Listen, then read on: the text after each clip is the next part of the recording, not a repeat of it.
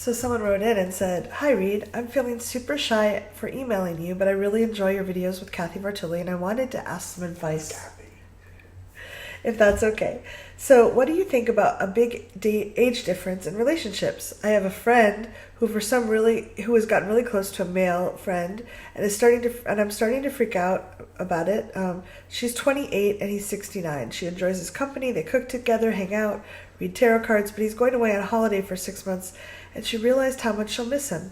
They've started saying love you, the dreaded word, and there's some chemistry. She hasn't had much experience with sex and relationships, and so I'm really worried about her getting pulled in." This is her friend writing in. Yeah. Okay. I would be awful to lose this friendship, but running and hiding is looking appealing right now. I know there's a lot going on, but any insight would be appreciated. Awesome. Well, thank you, writer in error. I am Reid Mahalka from ReidAboutSex.com. Cathy Vartuli from IntimacyDojo.com. We love when you write us. Mm-hmm. Write us. You can leave them in the comments, and if you need to be a little bit more private, message. They can do that in the messages on YouTube. You can also email me at Reid, R-E-I-D, at ReidAboutSex.com. Or Cathy Vartuli, or Cathy at theintimacydojo.com. Cathy with a C. Yes. Okay, so this is a friend who wrote in who's worried about her friend. Her friend is dating someone that looks like moving towards dating. Or having some sort of relationship, maybe with lowercase r. Yeah. Okay, with an older gentleman. And she's very concerned about her friend. Older gentleman caller. Yes. Okay. She's concerned about her friend because her friend is young and hasn't had a lot of experience. Yes. All right.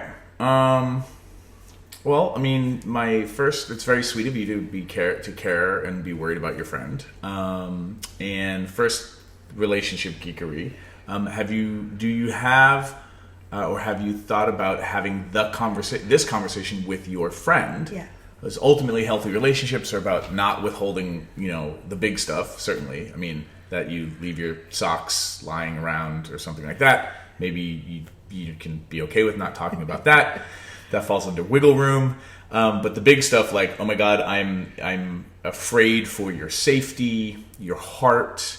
You should be able to have those conversations.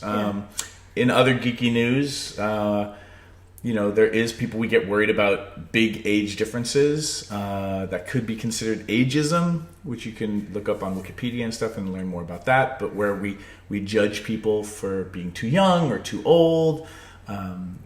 All the isms, people being too fat, too skinny, too this, too that, those kind of, whatever those things are. So you can check yourself a little bit to be like, okay, would I be worried about her because she doesn't have a lot of experience just in relationships, or is it that he's older? Like, just kind of check that stuff out for yourself and do the work and call yourself on those things. And then, I mean, if she's happy and he's a decent person and she's a decent person, right? Because there are situations where younger people take advantage of older people. Yeah, it goes both ways. If everyone's decent and trying their best and being truthful and compassionate with each other, I think everything's okay. And definitely somebody who's more experienced and somebody who's less experienced, there is a power dynamic. Somebody who's more, on in their life and maybe has accumulated wealth and things like that. There are certain power dynamics, but it could also be everything's fine. And your friends are lucky that they found each other. Yeah, and I think love is sometimes hard to find. Finding someone that is a good match, whatever their age or race or size, is really cool. And it can be challenging when I know I'm not saying this is the case for you, but for me, when I first saw poly stuff, I went to Reid's website years ago, and I saw he was talking about poly, and I ran away.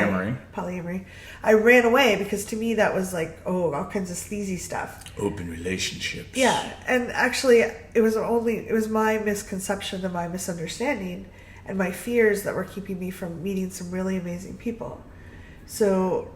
And there are sleazy people in all communities, yes. And who are clumsy and have no integrity or whatever those things are. Right, but it was an opportunity for me to grow through that and realize that people get to be really cool no matter what.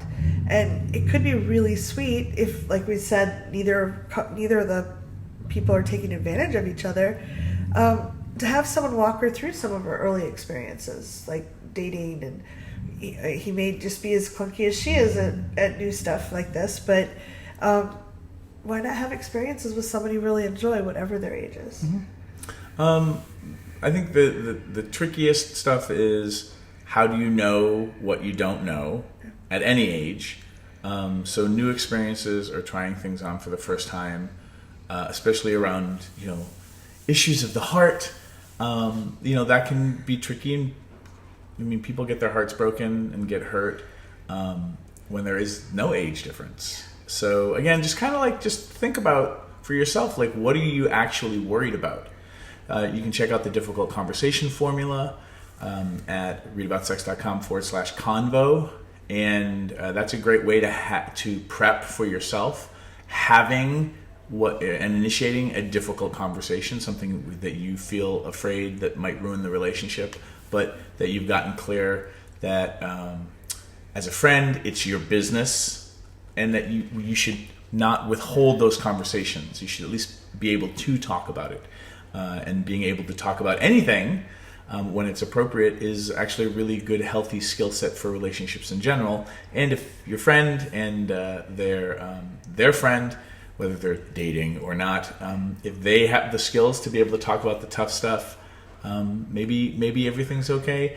Last thing I'll just throw in there is some of us are working through mommy and daddy issues, and sometimes we pick people, friends, romantic folks and whatnot, where we're working things out for ourselves. So, if as a friend you suspect that might be going on, one of the things, and this could be even more tough to talk about, is, hey, I'm just kind of interested about this piece. Do people need therapy, basically, is what I'm getting to.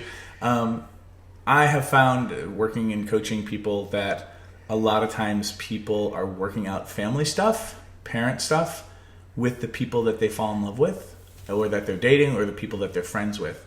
And I really think everyone, just like I think everyone should work in the bar restaurant industry, everyone should waitress for at least a summer to learn what that's like. I do think most people should go and investigate through therapy or a workshop those things that they're trying to resolve for themselves, because then it just helps open up relationships in general. That's a whole other sideball, but it's a neat thing to think about. And I think you should think about it for yourself. And I think everybody should consider those things. It's worthwhile to look in that cabinet and take a peek. If you can, just notice you really care about your friend and that you want to be there for her or him. I don't think you actually define the genders, but realize your caring is there, and that you can just even communicate that. Hey, I really care about you, and I'm concerned about this and this, and I'd like to know how you'd like to be supported. How would my expression of caring be best suited for you? There you go. Leave some comments. What do you think? Thanks for watching. If you'd like to subscribe to my social media, it's right there. And please subscribe to this channel there. If you'd like to see more goofy Reid and Cathy, there's more videos there. I didn't see that. Why are they there?